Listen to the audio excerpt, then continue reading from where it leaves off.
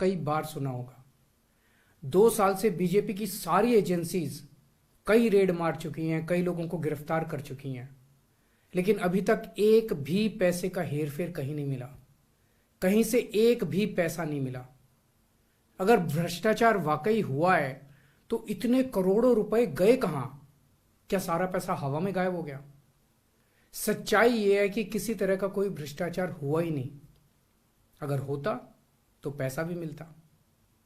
ऐसे फर्जी केस में आम आदमी पार्टी के कई नेताओं को इन्होंने अभी तक जेल में रखा हुआ है। किसी के भी खिलाफ कोई सबूत नहीं है, कुछ साबित नहीं हो रहा, खुलेआम गुंडागर्दी चल रही है, किसी को भी पकड़ के जेल में डाल दो। अब बीजेपी मुझे गिरफ्तार करना चाहती है।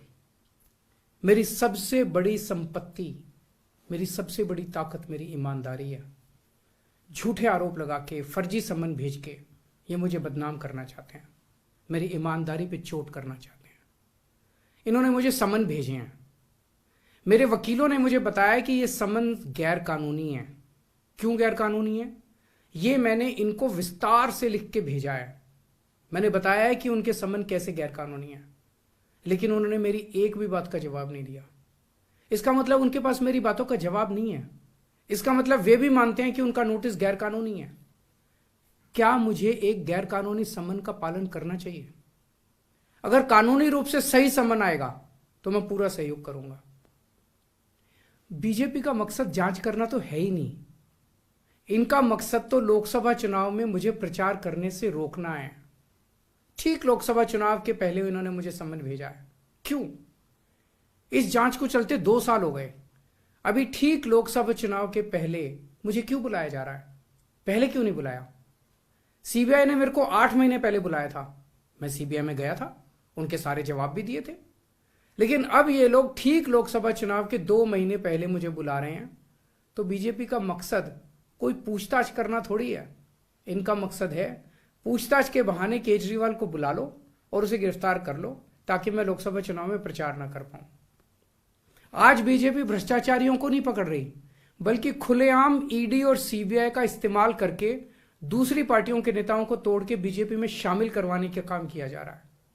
एक नहीं, 2 नहीं, कितने उदाहरण हैं जहां किसी पार्टी के नेता के खिलाफ ईडीआई सीबीआई के मामले चल रहे थे या उन पे गंभीर आरोप लगे हुए थे।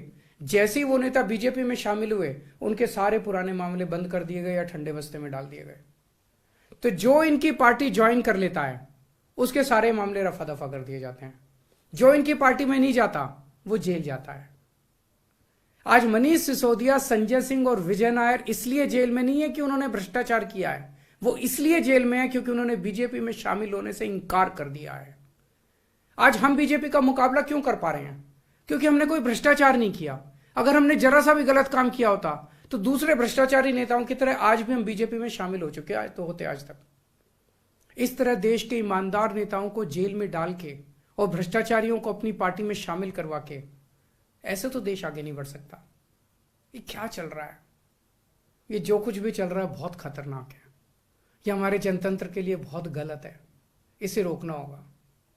मैं हमेशा देश के लिए लड़ा हूं। मेरा तन मन धन देश के लिए है। मेरी एक एक सांस देश के लिए है। मेरी खून की एक एक बूंद देश के लिए है। मेरे शरीर का एक एक कतरा देश के लिए समर्पित है। हमें मिलकर देश को बचाना है। मैं पूरी जी जान से इनके खिलाफ लड़ रहा हूं। आपका साथ चाहिए।